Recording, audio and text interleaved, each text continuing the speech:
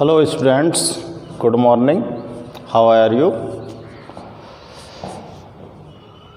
Today's we are going to start urine formation process in human body. In this process, our organ are participates and our kidney takes place important role in this process. From excrete to excrete out of liquid waste, your kidney is play an important role in excretion system. And in previous video I tell you the structure of kidney, and there I tell you several functional units are present in every kidney.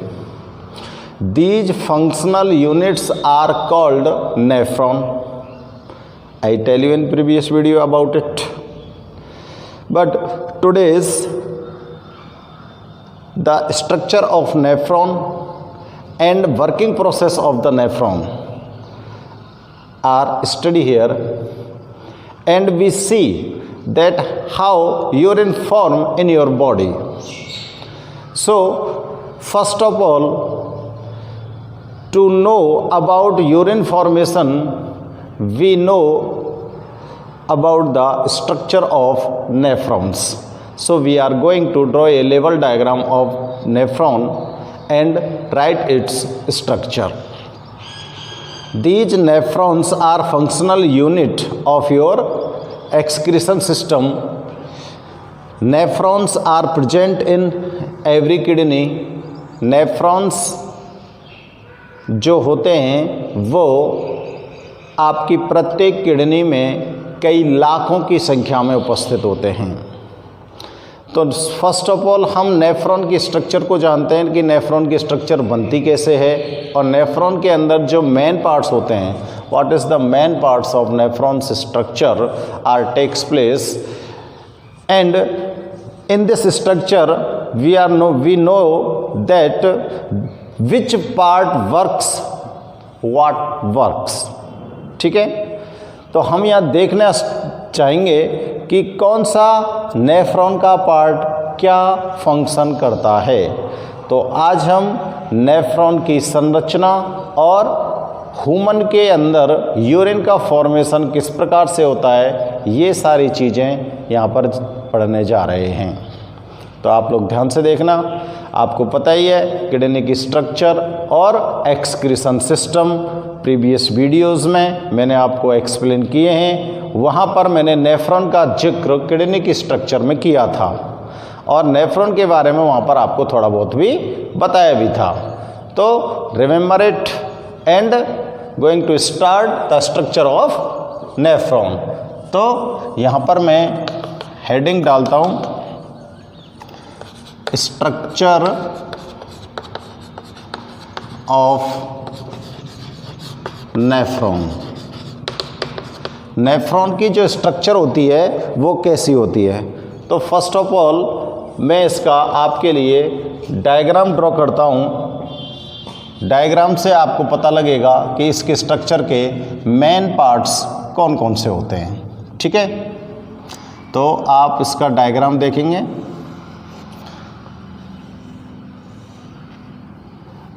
इसके diagram में first of all एक कपड़ा की structure आपको draw करनी होती है इस तरह की, और इस कपड़ा के स्ट्रक्चर को पीछे ट्यूबल्स से कनेक्ट करना है. किससे कनेक्ट करना है? ट्यूबल्स से कनेक्ट करना है आपको. ठीक है,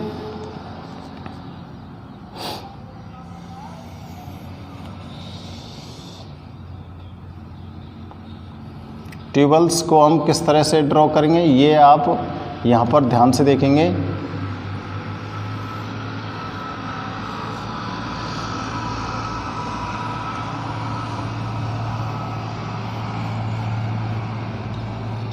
ट्यूबवेल्स को हम कैसे बना रहे हैं, ठीक है ना।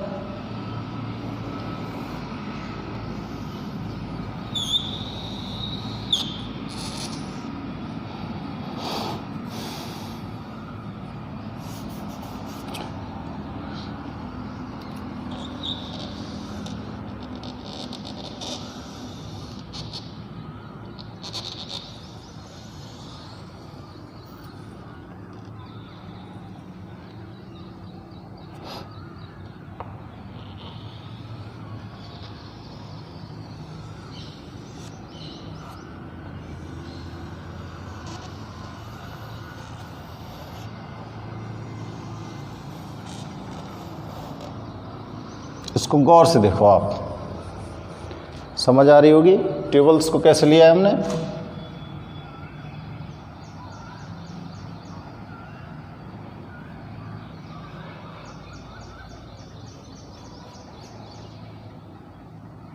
ठीक है,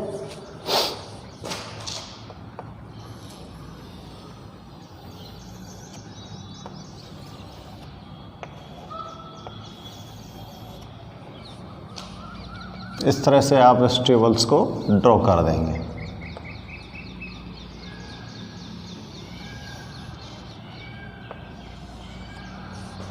इसके बाद ट्यूबवेल्स को आगे बढ़ाते हैं।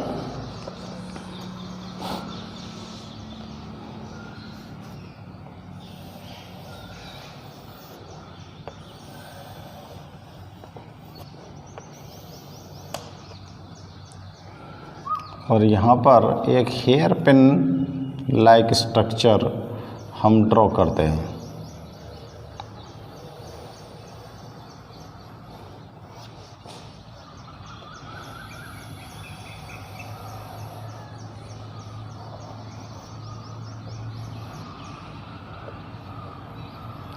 ये स्ट्रक्चर थोड़ी ऊपर वाली ट्यूबवेल से थिन होती है।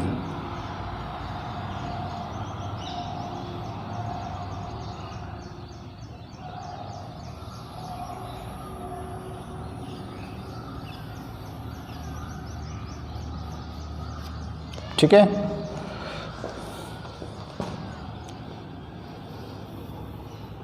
फिर इसके बाद ये ट्यूबवेल्स थोड़ी सी थिक हो जाती है।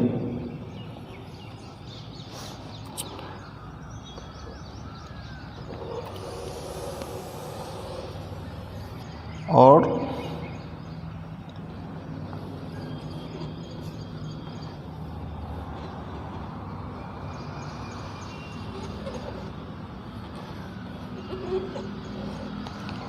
इस तरह से ये इसको आपको ट्यूब बनाना है।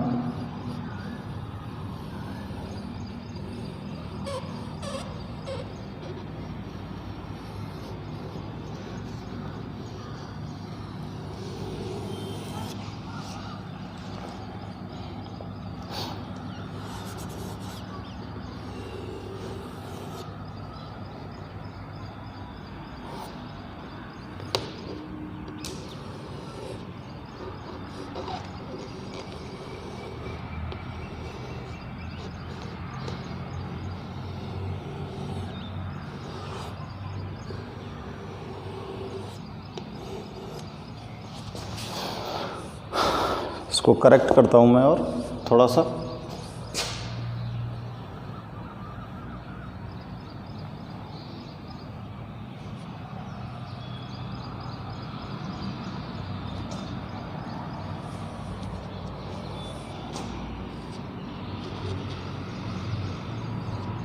नेफ्रॉन की स्ट्रक्चर में ये अलग अलग स्ट्रक्चर आपको शो होंगे और सभी अलग अलग स्ट्रक्चर का function, different structures have different function,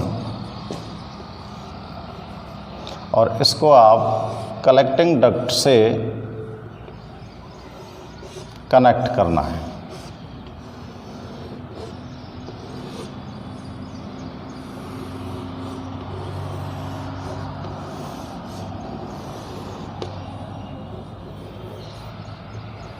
collecting duct में जो ट्री लाइक स्ट्रक्चर आपको दिख रही है, यहाँ पर ये जितनी भी स्ट्रक्चर हैं सभी से एक एक नेफ्रॉन यहाँ पर कनेक्ट है। ठीक है ना। तो ये नेफ्रॉन की स्ट्रक्चर आपको ड्रॉ करनी है।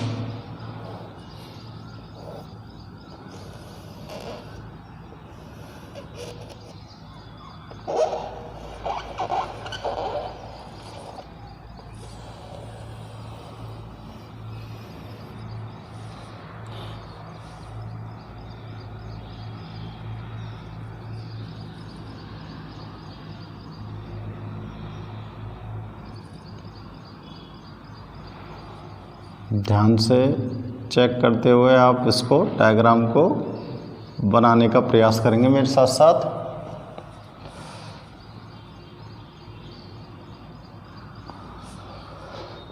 ओके,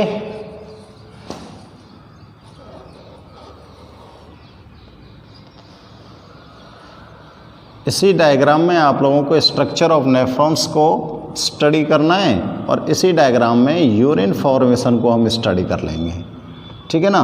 तो क्वेश्चन आपका जो होता है एग्जाम के अंदर वो ये भी होता है कि explain the structure of nephron with level diagram, और आपका क्वेश्चन ये भी होता है explain the process of urine formation in human beings. तो आपको वहाँ पर भी नेफ्रॉन के स्ट्रक्चर को ड्रॉ करना है और इसके अंदर भी नेफ्रॉन के स्ट्रक्चर को ड्रॉ करना है। तो नेफ्रॉन की स्ट्रक्चर ड्रॉ हमको आनी चाहिए, ये नेसेसरी होती है।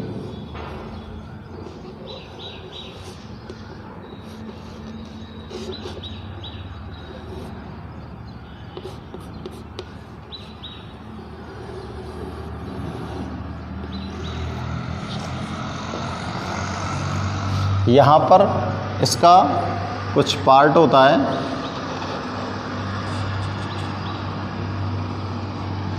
इसमें देखो ये स्ट्रक्चर मैं ड्रॉ कर रहा हूँ क्योंकि आपको मैंने फर्स्ट में भी बताया था कि ये जो कप लाइक स्ट्रक्चर होती है, इस कप लाइक स्ट्रक्चर के अंदर several minute blood veins are entered and divided in minute veins and form a structure that is called glomerulus.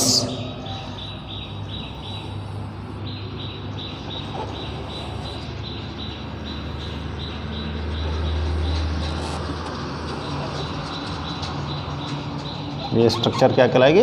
Glomerulus. अब मैं इसका नोमेनक्लेचर कर रहा हूँ। नोमेनक्लेचर में आप लोग ध्यान देंगे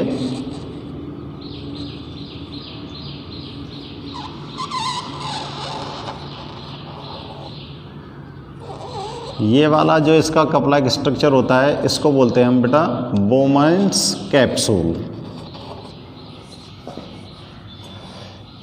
इसको हम क्या बोलेंगे? बोमेन्स कैप्सूल, ठीक है। अब इस बोमेन्स कैप्सूल के अंदर ये ब्लड वेन्स इंटर कर रही हैं। देखो ये तो ब्लड को अंदर ले जा रही है इनर पार्ट में, और ये ब्लड को आउट करेगी। तो यहाँ से तो इम्प्योर ब्लड जाता है और यहाँ से इसके अंदर आता है प्योर ब्लड। तो हमको ये ध्यान रखना पड़ेगा कि कौन सी ब्लड वेन तो प्योर ब्लड को ले जाती है और कौन सी ब्लड वेन इम्प्योर ब्लड को ले जाती है। ये चीज़ें हमको यहाँ पर ध्यान से देखनी है।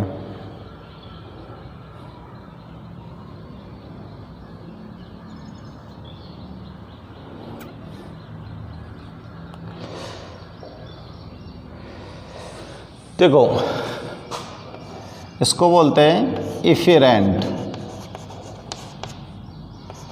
ब्लड वेन और इसको बोल देंगे एफेरेंट वेन या आर्टरी बोल दो, ठीक है ना। और ये जो अंदर मैंने ये जो पार्ट बनाया है, जो आपको सब ये जो स्ट्रक्चर दिखाई दे रही है, इसको बोलते हैं हम ग्लोमेरुलस। क्या बोलोगे? ग्लोमेरुलस। ये वाला पार्ट जो इसका ट्यूबल्स का है इसको बोलते हैं हम पीसीटी। क्या बोलेंगे? पीसीटी। इसकी फुल फॉर्म होती है पीसीटी की, मैं यहाँ पे लिख रहा हूँ प्रॉक्सिमाइनल कन्वोल्यूटेड ट्यूब। और देखो इस पार्ट को बोलते हैं हम डीसीटी, और इसका मैं नाम यहाँ पे लिख रहा हूँ full form distal convoluted tube. ठीक है। और ये जो स्ट्रक्चर होती है इसको बोलते हैं हेनलेस लूप, और ये आपको जो दिख रही है इसको बोलेंगे कलेक्टिंग डक्ट। ठीक है। और ये इसके अंदर से यूरिन क्या जाएगा? यूरिन। और ये यूरिन कहाँ जाएगा? यूरिनरी ब्लैडर को। यहाँ से यूरिन किस में जाके कलेक्ट हो जाएगा? यूरिनरी ब्लैडर को। तो आप लोग इसको देखिए, चेक करिए, सभी जो इसका नोमेनक्लेचर है वो नोमेनक्लेचर आपको समझ आ रहा है या नहीं आ रहा है। ठीक है। तो ये थोड़ा सा चेक करके देखें आप।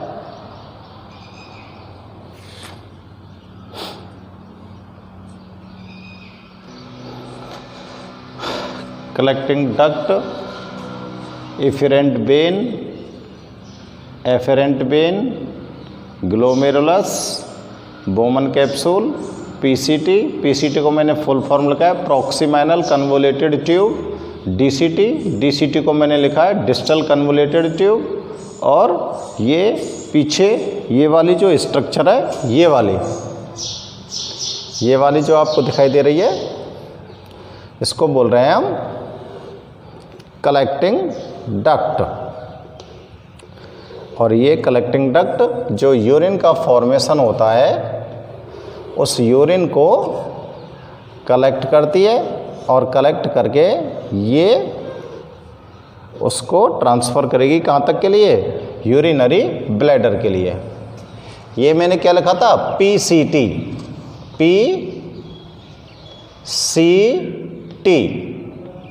ठीक है ना। ये मैंने क्या लिखा था?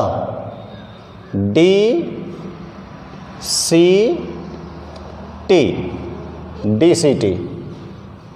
ठीक है ना।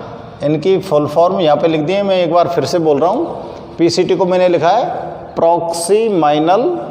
प्रॉक्सिमाइनल कन्वोल्यूटेड ट्यूब, और डीसीटी को मैंने लिखा है डिस्टल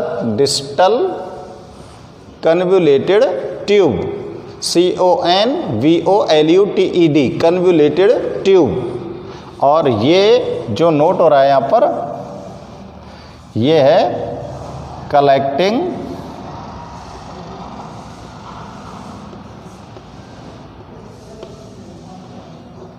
डक्ट। क्या है इसको क्या बोलोगे? Collecting duct. ठीक है। और ये जो नीचे ये वाली स्ट्रक्चर दिख रही है आपको, इस वाली स्ट्रक्चर को मैंने नोट किया है हेनले लूप।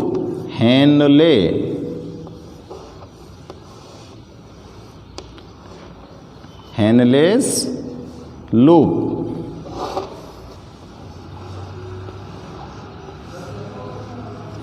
ठीक है। ये आपको सब क्लियर हो रहे होंगे। ये है एफेरेंट, AFFERENT,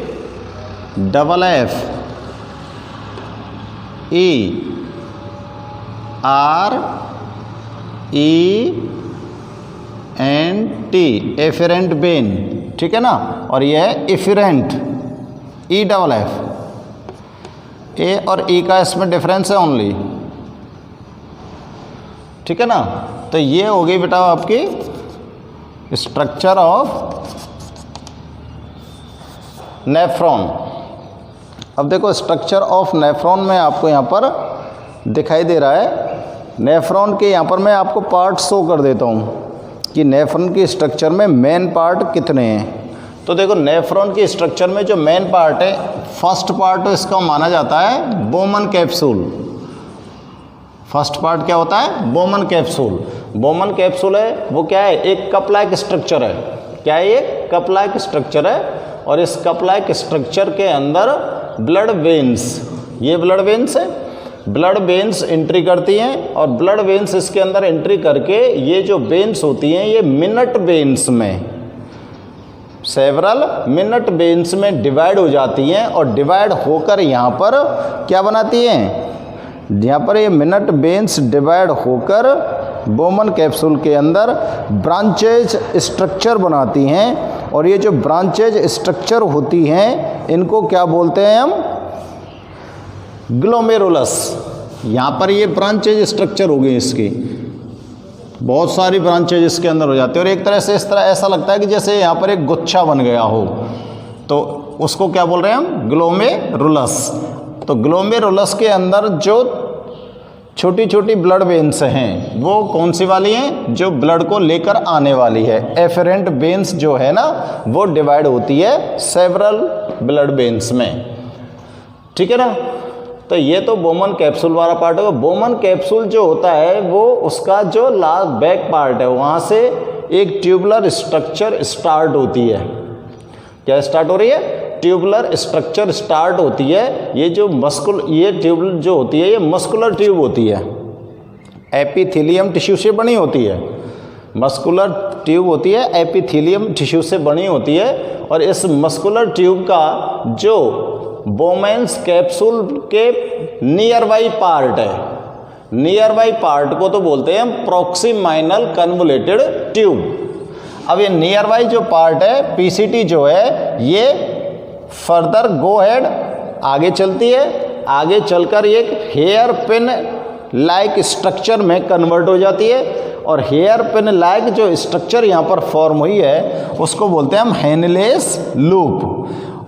ये हेनले एक साइंटिस्ट का नेम है और इस साइंटिस्ट ने इस नेफ्रॉन के अंदर ये वाली स्ट्रक्चर को डिस्कवर किया था, इसलिए उसके नाम पर इसको क्या बोल दिया? Henle's loop. हेनले लूप फिर आगे जाता है और आगे जाकर इसका जो कॉइल्ड ट्यूबुलर स्ट्रक्चर बनती है, ट्यूब की कॉइल्ड स्ट्रक्चर जो बनती है उसको क्या बोलोगे यहाँ पर? डीसीटी। डीसीटी यानी कि डिस्टल कन्वोलेटेड ट्यूब। और डीसीटी का जो एंड पार्ट है वो किसके साथ कनेक्ट हुआ है? कलेक्टिंग डक्ट के साथ। कलेक्टिंग डक्ट में यूरिन को ड्रॉप बाय ड्रॉप कलेक्ट किया जाएगा और ड्रॉप बाय ड्रॉप इसको कलेक्ट करके यूरिनरी ब्लैडर के अंदर ट्रांसफ़र कर दिया जाएगा। तो ये स्ट्रक्चर होती है नेफ्रॉन की। अब इसकी स्ट्रक्चर को हम नोट करते हैं, ठीक है ना। तो देखो फर्स्ट ऑफ ऑल देखते हैं कि नेफ्रॉन होता क्या है। मैं डेफिनेशन दे रहा हूं यहां पर, the structural and functional unit of excretory system is called nephron. Is called nephron. These are present in both kidneys. ये दोनों किडनियों के अंदर प्रेजेंट होती हैं। कौन? नेफ्रॉन।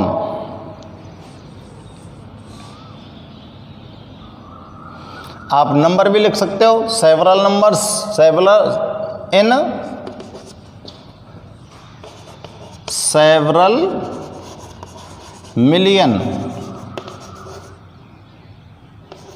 नंबर्स, यानी कि कई लाख। और ऐसा माना जाता है कि किडनी के अंदर, प्रत्येक किडनी के अंदर लगभग 15 lakhs नेफ्रॉन्स प्रेजेंट होते हैं। तो ये नेफ्रॉन की डेफिनेशन मैंने आपको यहाँ पर नोट की है। नेफ्रॉन की डेफिनेशन के बाद लिखते हैं there are two main parts of nephron, दो प्रमुख भाग नेफ्रॉन के होते हैं। फर्स्ट पार्ट में लिख रहा हूं बोमेन्स कैप्सूल, जो मैंने आपको अभी बताया था। फर्स्ट पार्ट कौन सा होता है नेफ्रॉन का? Bowman's capsule. अब ये जो बोमेन कैप्सूल होता है ये कैसा होता है? देखो स्ट्रक्चर में आप देख सकते हो, यहाँ पर जो स्ट्रक्चर आपको दिखाई दे रही है उसके अंदर आप इसको नोट कर सकते हो। ये बोमन कैप्सूल है, कप लाइक स्ट्रक्चर है। कप लाइक स्ट्रक्चर के अंदर ब्लड वेन्स इंटर कर रही हैं और ब्लड वेन्स इंटर करके सेवरल मिनट ब्लड वेन्स में कन्वर्ट हो जाती हैं और सेवरल मिनट ब्लड वेन्स में जो कन्वर्ट हो रही हैं उनको आप क्या बोल रहे हो? ग्लोमेरुलस। ठीक है ना। और इस बोमन कैप्सूल का जो लास्ट पार्ट है वो किसके साथ कनेक्ट है? ट्यूबुलर स्ट्रक्चर के साथ, ट्यूब के साथ। तो यहाँ पे नोट कर रहे हैं हम it is a cup shaped, Bowman capsule के बारे में नोट कर रहा हूँ मैं। It is a cup shaped, cup shaped bag like structure, चाहे कप शेप्ड ही लिख दो बस। Cup shaped found in the upper portion of the, cup shaped structure found in the upper portion, found in the upper portion of the nephron. Nephron का जो सबसे फैला भाग होता है, कप शेप का होता है, उसको क्या बोलते हैं हम? बोमन कैप्सूल बोलते हैं। A meshwork of capillaries of branches efferent arterioles is found in Bowman capsule. बोला था ना मैंने आपको, एफरेंट वेन्स इसके अंदर इंटर कर जाती है तो ये मेशवर्क यानी कि सेवरल मिलियन यानी कि सेवरल मिनट ब्लड वेन्स में कन्वर्ट हो जाती है। तो उसको यहाँ पर हम कैसे नोट करेंगे? A meshwork of capillaries, a meshwork of capillaries, a meshwork of capillaries of branch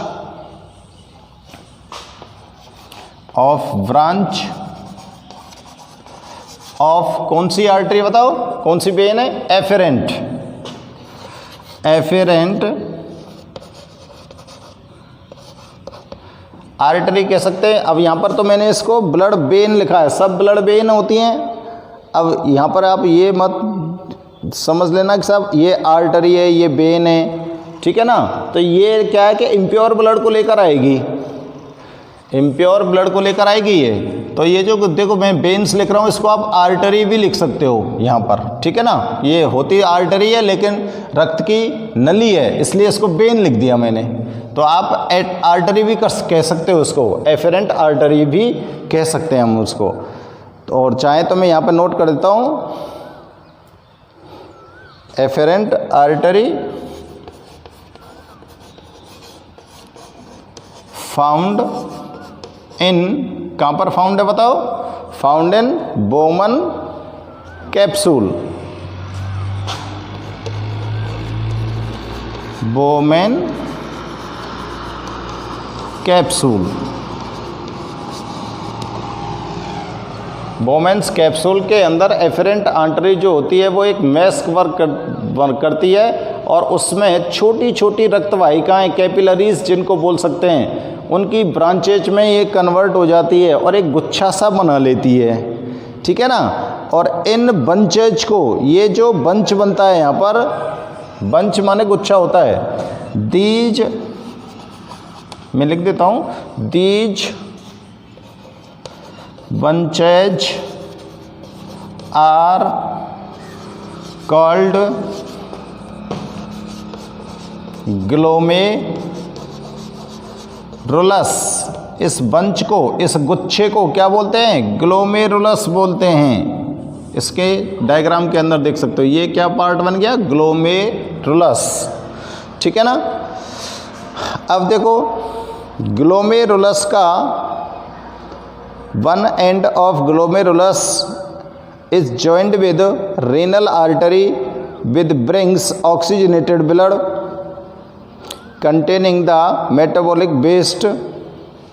अब ये जो ग्लोमेरुलस है, ये ग्लोमेरुलस ऑक्सीजनेटेड ब्लड को लाने वाली जो आर्टरी है उसके साथ कनेक्ट है, और इस ऑक्सीजनेटेड ब्लड के अंदर ही वेस्ट मटेरियल मिक्सड है, सॉल्युबल है वेस्ट मटेरियल। और वेस्ट मटेरियल क्या है? Nitrogenous waste. कौन सा वाला? यूरिया यहाँ पर इसके अंदर सॉल्युबल है।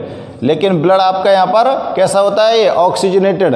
तो इस ब्लड को यहाँ पर हम इम्प्योर ब्लड भी बोल रहे हैं। इम्प्योर ब्लड इसलिए बोल रहे हैं क्योंकि इसके अंदर नाइट्रोजनस वेस्ट सॉल्युबल है। बट ये जो ब्लड है ये कैसा है? ऑक्सीजनेटेड ब्लड है, इसके अंदर ऑक्सीजन गैस प्रेजेंट होती है। यहाँ पर ये CO2 या कार्बन डाइऑक्साइड जनरेटेड जो ब्लड होता है वो ब्लड नहीं है ये, ठीक है ना। ये वेस्ट वाला ब्लड है, गैसेस के वेस्ट वाला ब्लड नहीं है। यहाँ पर लिक्विड वेस्ट प्रेजेंट है। कौन सा वाला? यूरिया। तो one end of glomerulus, note करेंगे, one end of glomerulus joined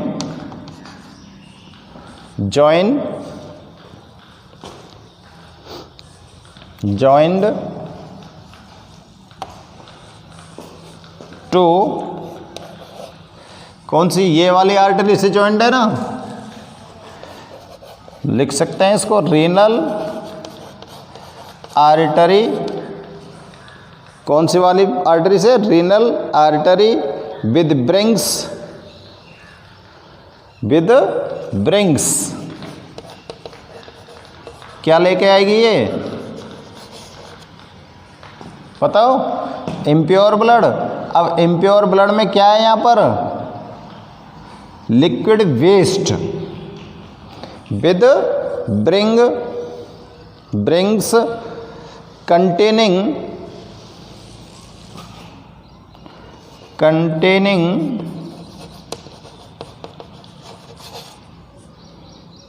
metabolic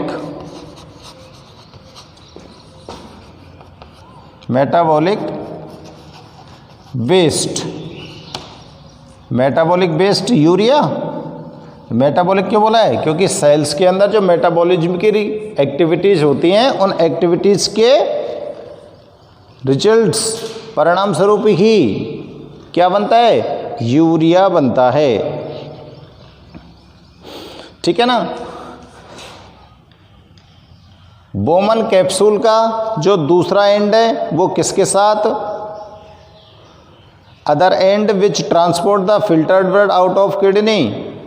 kidney से फिल्टर्ड ब्लड को बाहर ले जाने वाली जो वेन है वो कौन सी है? Efferent blood vein. यहाँ पर भी मैंने इसको वेन ही लिखा है, यहाँ पर भी इसको वेन लिखा था, तो इससे ज़्यादा आप टेंशन नहीं लेने का, क्योंकि एफरेंट आर्टरी होती है और ये एफरेंट आर्टरी होती है।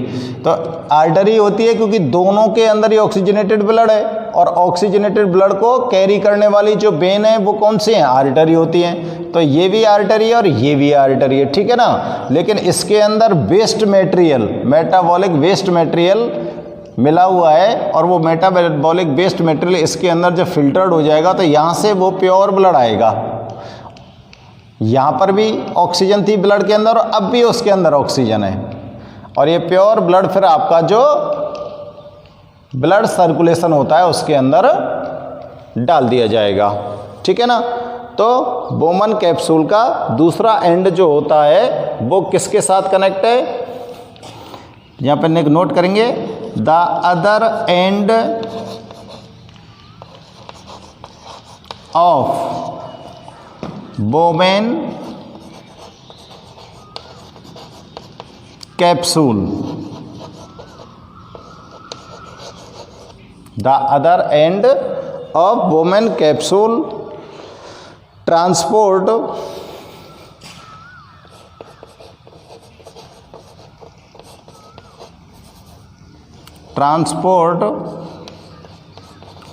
द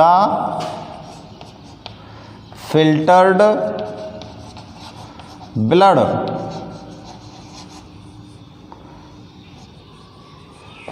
थ्रो, किसके throw,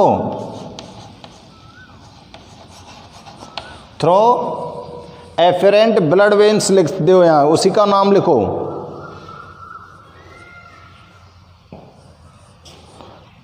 efferent blood when, comma लगा के लिखता हूँ, out of the kidney, kidney से तो बाहर ले जाएगी ये, आउट ऑफ द किडनी। ये आपने स्ट्रक्चर नोट किए किसकी, बोमेन कैप्सूल की। अब बोमेन कैप्सूल की जो स्ट्रक्चर आपने यहाँ पर नोट किए उसको एक बार फिर से गौर से देखो। बोमेन कैप्सूल जो होता है, बोमेन कैप्सूल जो है वो एक कप लाइक स्ट्रक्चर है। कैसी स्ट्रक्चर है, कप लाइक स्ट्रक्चर है। ये आपको कप जैसी स्ट्रक्चर दिख रही है। Found in the upper portion of the nephron, जो नेफ्रॉन का सबसे पहला भाग होता है। A meshwork of capillaries of branches of efferent artery found in the Bowman capsule. इस बोमन कैप्सूल के अंदर एफेरेंट जो आर्टरी होती है वो इंटर करके एक मैश वर्क करती है कैपिलरीज की तरह, और वो कैपिलरीज जो होती हैं वो इसके अंदर वंच बनाती हैं, यानी कि क्या बनाती है, गुच्छा सा बनाती हैं। और ये जो वंच फॉर्म हुआ है एफेरेंट वेन्स का या एफेरेंट आर्टरी का, इस वंच को हमने बोला है ग्लोमेरुलस। वंच को क्या बोला है हमने, ग्लोमेरुलस। अब इस ग्लोमेरुलस का जो एक भाग है वो किसके साथ कनेक्ट है भाई, देखो एक पार्ट तो ये हो गया, यहाँ से ये ब्लड वेन्स एंट्री करी और ये मैश वर्क इसने फॉर्म कर दिया, इस वाली वेन ने, उसको ग्लोमेरुलस बोल दिया। और इसका एक दूसरा वाला भाग जो किसके साथ कनेक्ट है, जो इस प्योर ब्लड को क्या करेगी, कैरी करेगी, क्या करेगी, फिल्टर्ड प्योर ब्लड को कैरी करेगी किडनी से बाहर। ये किडनी से बाहर ले जा रही है, ठीक है ना, ये किडनी के अंदर है स्ट्रक्चर। अब ये जो एफरेंट ब्लड वेन्स हैं ये वहाँ से जो मेटाबॉलिक वेस्ट है वो इसके अंदर फिल्टर हो चुके हैं, और अब वो जो ब्लड है आपका ऑक्सीजनेटेड ब्लड है, और वो ऑक्सीजनेटेड ब्लड प्योर हो चुका है, और उस प्योर ब्लड को आपके ब्लड का जो सर्कुलेशन सिस्टम है उसके अंदर डाल दिया जाएगा। तो ये वाली स्ट्रक्चर हो जाती है किसकी, बोमेन कैप्सूल की।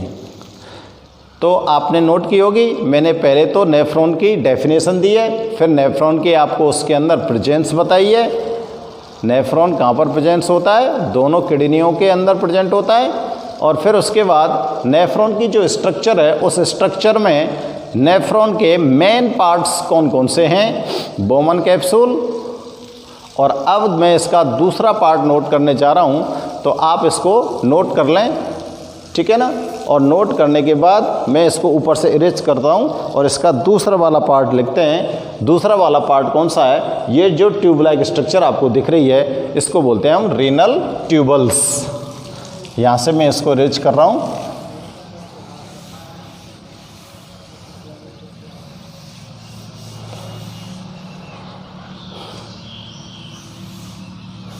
Renal tubules.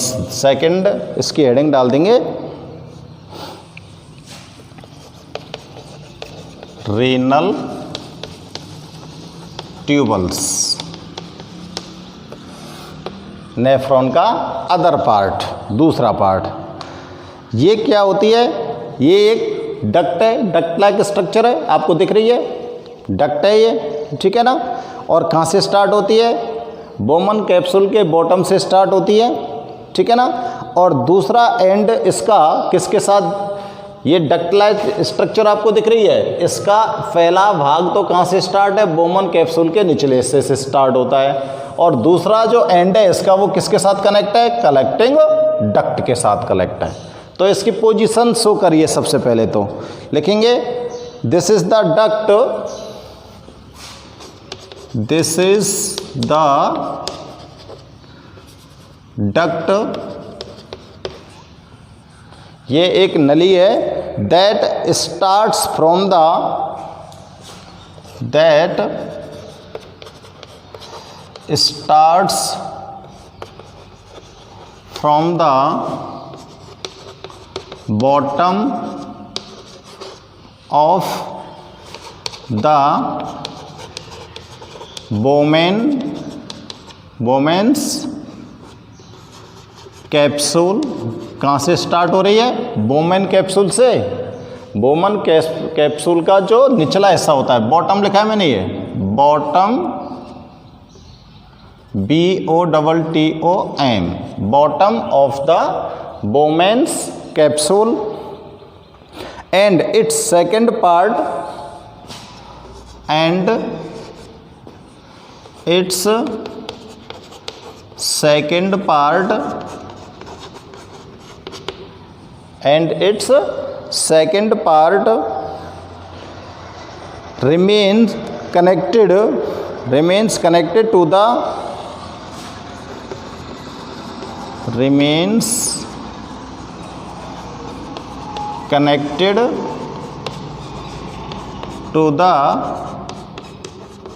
collecting duct।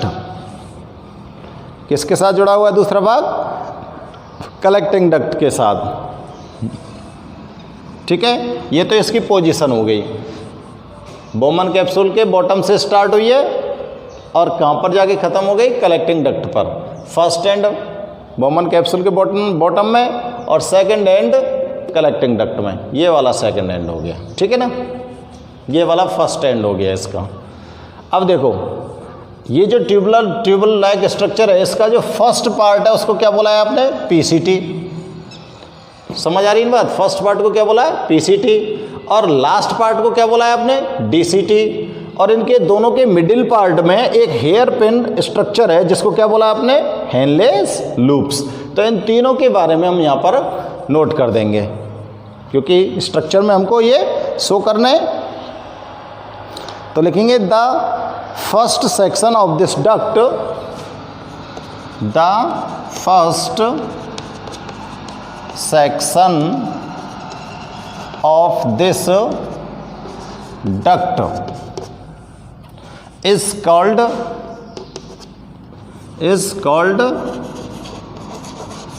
क्या बोला था बताओ? प्रॉक्सीमाइनल। पूरा नाम लिख रहा हूं मैं, प्रॉक्सीमाइनल कन्वोल्यूटेड ट्यूब, कन्वोल्यूटेड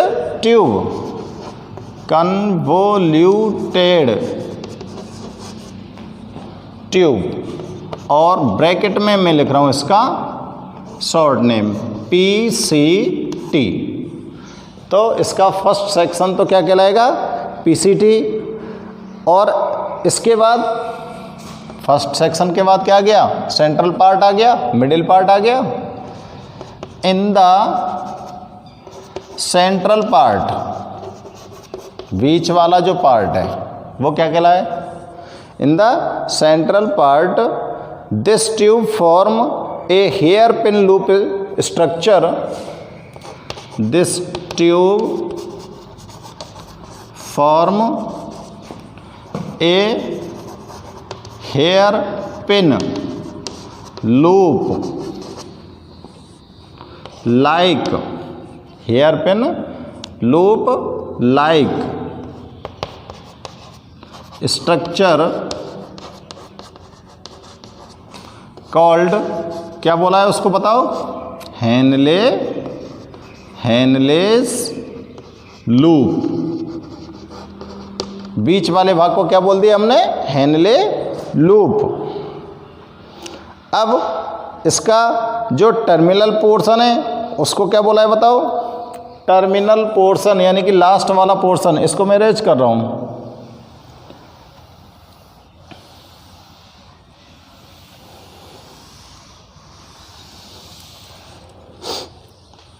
तो लिखेंगे लास्ट में the terminal portion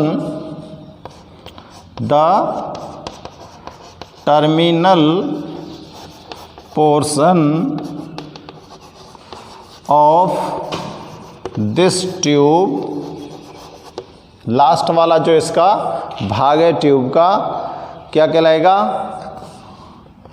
is called distal convoluted tube. Short में क्या बोलेंगे, DCT, ये इसका शॉर्ट फॉर्म है। अब आपको समझना होगा PCT DCT क्या होता है, ठीक है ना। अब बताओ DCT कहाँ से DCT लास्ट में किसके साथ कनेक्ट हो गई है, DCT कनेक्ट हो चुकी है कलेक्टिंग डक्ट के साथ। तो नोट करेंगे DCT remains connected, DCT remains connected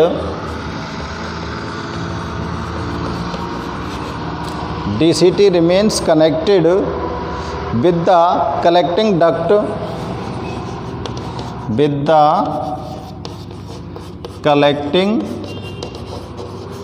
duct of, किसकी कलेक्टिंग डक्ट, नेफ्रॉन की, ठीक है। तो बेटा ये आपकी स्ट्रक्चर हो गई नेफ्रॉन की। आप ठीक से दोबारा से मैं इसको एक्सप्लेन करता हूँ। रीनल ट्यूबल्स की बात कर रहे हैं हम। रीनल ट्यूबल्स में बात करेंगे हम, देखो यहाँ से लेकर और यहाँ तक पहुँचाएंगे रीनल ट्यूबल्स को, ठीक है ना। अब यहाँ से लेके यहाँ तक जो आप बात करने जा रहे हो, इस स्ट्रक्चर को पहले डायग्राम में देख लो आप। ये वाला पार्ट किसके साथ कनेक्ट है, बोमन कैप्सूल के पास साथ कनेक्ट है रीनल ट्यूबल्स का इसके निचले हिस्से से, बॉटम पार्ट से कनेक्ट है बोमन कैप्सूल के, और बोमन कैप्सूल के पार्ट से कनेक्ट होने के बाद इसका जो फर्स्ट पोर्शन है वो क्या कहला रहा है, PCT कहला रहा है। फर्स्ट पोर्शन के बाद ये जो ट्यूबल्स है एक hairpin loop like structure form कर रही है, जिसको क्या बोला जा रहा है, हेनले लूप बोला जा रहा है। हेनले लूप के बाद इसका जो टर्मिनल पोर्शन होता है, this is the terminal portion of renal tubules, और ये टर्मिनल पोर्शन क्या कहला रहा है, DCT कहला रहा है। DCT जो है वो किसके साथ कनेक्ट है, कलेक्टिंग डक्ट के साथ कनेक्ट है। तो इसको गौर से देखिए, आप डायग्राम में इसको मैच करते जाइए। हमको लर्न करने में बिल्कुल भी प्रॉब्लम नहीं होनी चाहिए, लर्न करने में बिल्कुल भी प्रॉब्लम नहीं होनी चाहिए इसमें। क्यों, क्योंकि जो हमको डायग्राम के अंदर दिख रहा है वही हमने यहाँ पर नोट किया है। एक बार मैं इसको ट्रांसलेट करता हूँ। दिस इज द डक्ट, यह एक नलिका रूपी संरचना है, that start from the bottom of the Bowman's capsule, जो बोमन कैप्सूल के निचले भाग से शुरू होती है, and it's second part remains connected to collecting duct, और जो इसका दूसरा जो पार्ट होता है वो किसके साथ जुड़ा होता है, कलेक्टिंग डक्ट के साथ जुड़ा होता है। इसका फर्स्ट सेक्शन तो क्या कहलाता है, PCT, और इसके का जो सेंट्रल पार्ट है वो एक hairpin loop like structure form करता है, जिसको हेनले लूप बोलते हैं, और इसका टर्मिनल पोर्शन जो ट्यूब का है वो क्या कहलाएगा, DCT, और DCT जो है वो लास्ट में जाके किसके के साथ कनेक्ट हो जाती है, कलेक्टिंग डक्ट के साथ कनेक्ट हो जाती है। तो ये आपके नेफ्रॉन की स्ट्रक्चर को यहाँ पर हमने डिस्क्राइब किया है।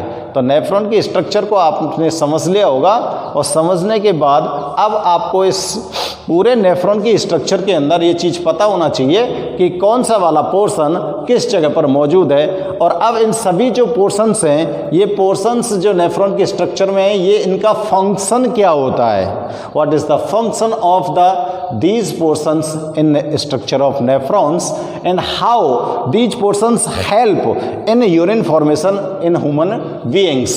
So, and now we are going to explain about the urine formation through the nephron. तो आप यूरिन फॉर्मेशन को यहाँ पर समझने वाले हो, इसलिए फर्स्ट ऑफ ऑल आपको नेफ्रॉन के स्ट्रक्चर में उसके पार्ट्स को ध्यान में रखना बहुत ही ज़रूरी होता है, क्योंकि यूरिन फॉर्मेशन की प्रोसेस के अंदर मैं इसके पार्ट्स के नेम बोलने वाला भी हूँ और इसके पार्ट्स के नेम आपको उसके अंदर नोट भी करने होंगे। तो जैसे पार्ट का नाम आए, बोमन कैप्सूल का नेम आए, बोमन कैप्सूल के बारे में बात की जाए, तुरंत हमको एक्सप्लेन होना चाहिए, तुरंत हमको समझना चाहिए कि बोमन कैप्सूल कहाँ पर होता है, इसकी स्ट्रक्चर कैसी होती है। और बोमन कैप्सूल के अंदर ही ब्लड वेन्स जो होती है वो एंट्री करती हैं और बोमन कैप्सूल के अंदर से ही प्योर ब्लड को लेकर ये ब्लड वेन्स बाहर निकल जाती हैं। और जो ब्लड के फिल्ट्रेशन का जो काम होना है, ब्लड फिल्ट्रेशन का जो काम होना है वो कहाँ पर होना है, बोमन कैप्सूल के अंदर होना है। ठीक है ना। यहाँ पर इसको मैंने दो बनाए, ये इस तरह से बनाया, इसको मैंने अलग किया है। इसका एक यहाँ पर मीन्स है, इसको मैंने अलग करने का कोई एक रीजन है, यहाँ पर मैंने इसको अलग क्यों किया था। ठीक है ना। तो ये यूरिन फॉर्मेशन है, आपको ये मैं एक्सप्लेन करने वाला हूँ कि इसको मैंने यहाँ पर अलग क्यों किया है। तो देखो, स्ट्रक्चर ऑफ नेफ्रॉन्स का क्वेश्चन अगर हमें आता है तो भी हमको स्ट्रक्चर का डायग्राम बनाना है, और अगर यूरिन फॉर्मेशन का क्वेश्चन आता है तो भी हमको नेफ्रॉन के स्ट्रक्चर का डायग्राम ड्रॉ करना है। इस बात को हमें विशेष तौर से ध्यान में रखना है। ठीक है। तो if you have any problem you may comments to me. तो यहाँ पर ये ध्यान रखेंगे। और अब मैं आपको स्टार्ट कर देते हैं यूरिन फॉर्मेशन की जो प्रोसेस होती है, उस यूरिन फॉर्मेशन की प्रोसेस को। तो यहाँ पर इसको मैं नोट कर रहा हूँ पार्ट 1। नेक्स्ट वीडियो में आपको मैं यूरिन फॉर्मेशन की प्रोसेस को इसका अगेन डायग्राम ड्रॉ करके मैं इसका डायग्राम ड्रॉ करूँगा और फिर आपको यूरिन फॉर्मेशन की प्रोसेस को यहाँ पर एक्सप्लेन करेंगे। ठीक है। इसको आप ठीक से नोट करिए और डायग्राम को ड्रॉ करिए। Take care.